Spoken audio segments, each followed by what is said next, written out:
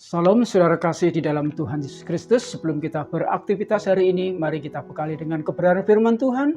Dan biarlah firman Tuhan pagi hari ini menjadi semangat, kekuatan bagi kita. Sebelumnya, mari kita berdoa.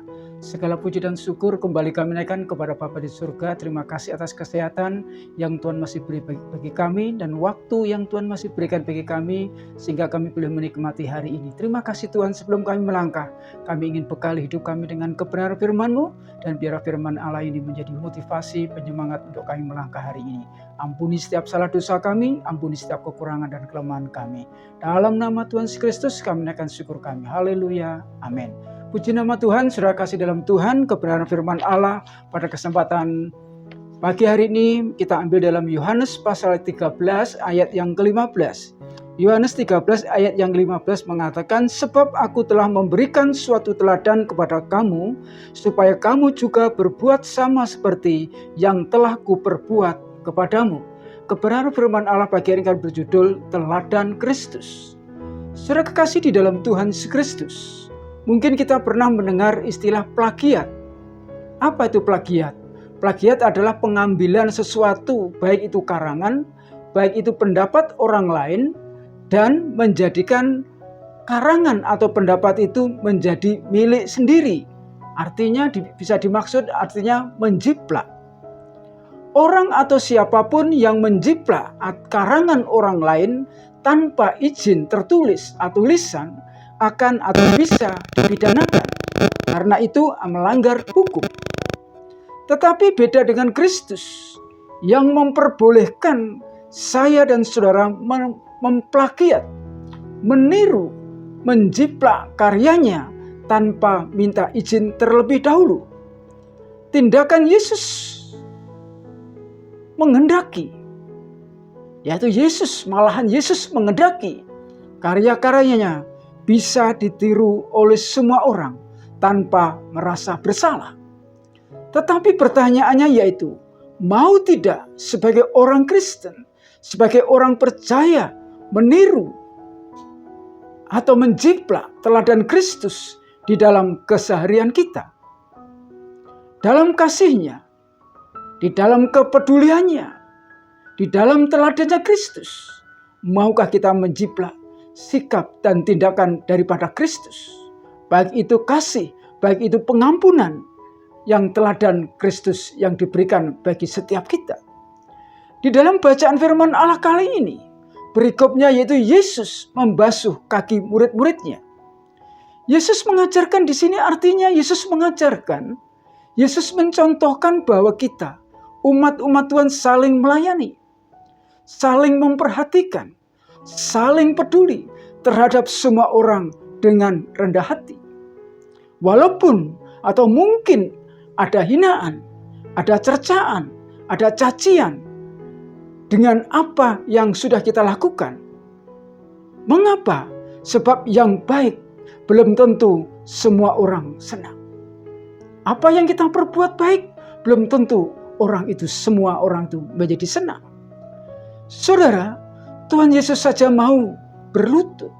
Tuhan Yesus saja mau merendahkan hati. Merendahkan hati untuk melayani saya dan saudara. Masa kita gengsi dengan semua yang kita alami di tengah-tengah kehidupan ini? Apakah kita tidak bisa berbuat seperti Kristus?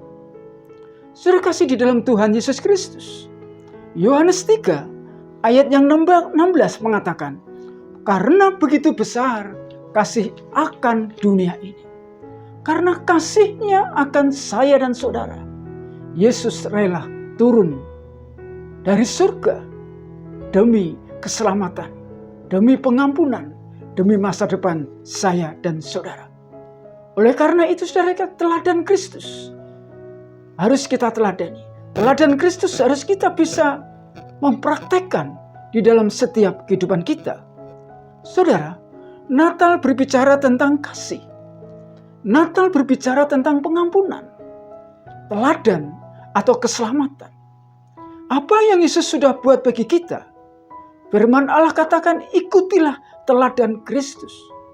Kalau kasih Yesus akan dunia ini diimplementasikan dengan pengampunan, dengan semangat, dengan teladan Kristus.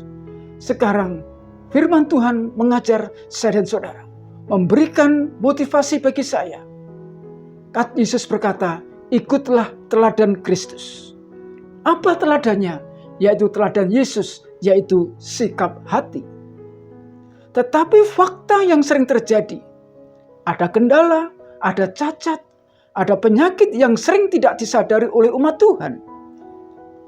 Ia sering memandang rendah, merendahkan orang, egois, gila hormat, dan masih banyak hal-hal yang mencemari pelayanan kita sebagai teladan Kristus. Pada momen baik ini, Natal telah tiba. Mari sesuai dengan firman Tuhan, kita berbuat kasih. Kita mencontohkan teladan Kristus di dalam kehidupan kita. Mengapa kita harus berbuat kasih? Karena kasih berasal dari Allah sendiri. 1 Yohanes pasal yang keempat, ayat yang ke-7 mengatakan, saudara-saudaraku kekasih, marilah kita saling mengasihi. Sebab kasih itu berasal dari Allah, dan setiap orang yang mengasihi lahir dari Allah dan mengenal Allah. Itu alasan mengapa kita harus berbuat kasih, karena kasih itu berasal dari Allah. Yang kedua, mengapa kita harus berbuat kasih? Karena kasih adalah dasar hidup orang Kristen. Iman, pengharapan, dan kasih. Yang terbesar adalah kasih. Yang ketiga, mengapa kita harus berbuat kasih? Di dalam 1 Petrus pasal 4 ayat yang ke-8 mengatakan bahwa kasih menutup banyak sekali dosa. Itulah sebabnya kasih itu perlu ada di dalam setiap kehidupan kita. Yesus mengajarkan kita supaya kita mengasihi. Sebab kasih itu berasal dari Allah sendiri. Sebab kasih adalah dasar hidup orang percaya. Sebab kasih adalah salah satu dari buah Roh Kudus. Dan mengapa kita harus berbuat kasih? Karena kasih menutup banyak sekali dosa. Banyak sekali pelanggaran. Kepada siapa kasih itu kita berikan? Teladan Kristus itu kepada siapa kita berikan? Yang terutama kepada musuh kita. Para pembenci kita. Para pembenci kita. Para pembenci kekristenan. Kalau kita buka di dalam Roma pasal 12. Roma pasal yang ke-12. Ayat yang ke-20. Mengatakan, tetapi jika seterumu lapar, berilah dia makan. Jika ia haus, berilah dia minum. Dengan berbuat demikian, kamu menumpukan bara api di atas kepalanya. Kepada siapa kasih itu kita berikan? Yang terutama kepada musuh kita. Supaya saudara sekalian, kejahatan tidak boleh dibalas dengan kejahatan. Firman Allah mengajarkan, jika musuhmu lapar, beri dia makan. Jika musuhmu haus, beri dia minum. Itu artinya, kita tidak menginginkan akan kematiannya. Tetapi kita menginginkan supaya orang itu berbalik dan bertobat kepada Allah. Oleh sebab itu, kita sebagai orang-orang Kristen diwajibkan untuk kita berbuat kasih. Karena kasih adalah dasar hidup orang percaya. Kepada siapa kasih itu diberikan? Kasih itu diberikan terutama kepada orang-orang di luar kita. Orang-orang asing. Orang-orang yang tidak kita kenal di dalam setiap kehidupan kita. Kalau kita berbuat baik kepada orang yang kita kenal, kita berbuat kasih kepada orang yang kita kenal, dikatakan firman Tuhan, apakah untungnya bagi saya? Tetapi firman Allah mengajarkan, berikan kasih ini kepada orang asing, orang di luar kita. Di dalam Ulangan pasal yang ke-10 ayat yang ke-19 mengatakan, sebab itu haruslah kamu menunjukkan kasihmu kepada orang asing, sebab kamu pun dahulu adalah orang asing di tanah Mesir. Inilah sekalian, kasih itu diberikan kepada bukan hanya kepada keluarga kita, orang dekat kita saja, orang yang mencintai kita saja, orang yang baik kepada kita saja. Tetapi kasih itu juga diberikan kepada orang-orang di luar kita. Apapun bentuk kepercayaan mereka, kita harus tetap mengasihi orang-orang seperti itu. Kepada siapa kasih itu diberikan? Yaitu kepada musuh kita, kepada orang-orang asing yang di luar kehidupan kita.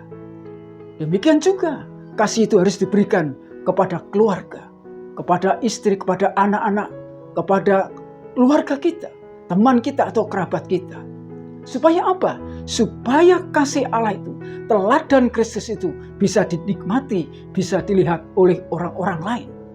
Saudara kekasih di dalam Tuhan Kristus, pada momen Natal kali ini, kenakanlah kasih sebagai pengikat yang mempersatukan dan yang menyempurnakan. Dengan kasih yang tulus, kita berikan pada orang lain. Orang itu merasa ada damai, tidak ditinggal sendirian. Dikatakan firman Tuhan, bersukacitalah dengan orang yang bersukacita, dan menangislah dengan orang yang menangis. Ini artinya saudara, kita ada empati. Kita harus ada kasih di dalam setiap kehidupan kita. Supaya kita dapat menjadi teladan Kristus itu dapat dimeteraikan di dalam kehidupan kita. Melalui kasih, kita mengharapkan orang berdosa bertobat. Ketahuilah bahwa barang siapa membuat orang berdosa berbalik daripada jalannya yang sesat, ia akan menyelamatkan jiwa orang itu dari maut dan menutupi banyak sekali dosa. Saudara kasih dalam Tuhan, inilah momen Natal yang harus kita pahami bersama, bahwa Yesus datang ke dunia ini untuk berbuat kasih. Demikian saya dan saudara, di momen Natal ini, mari kita berbuat kasih. Kasih kepada siapa? Kasih yang dianjurkan kepada semua orang. Tuhan Yesus memberkati. Mari kita berdoa. Segala puji dan syukur kami naikkan kepadamu Bapa. Terima kasih atas kebenaran firman-Mu yang sudah memberikan semangat peringatan bagi kami untuk kami melangkah hari ini. Terima kasih Tuhan, sebelum kami melangkah hari ini kami percaya firman Allah termeterai dalam kehidupan kami. Ampuni setiap salah dan dosa kami, ampuni setiap kekurangan kelemahan kami. Di dalam nama Tuhan Yesus Kristus kami naikkan syukur kami. Haleluya, aman. Selamat Natal, selamat beraktivitas, Tuhan Yesus memberkati. Salam.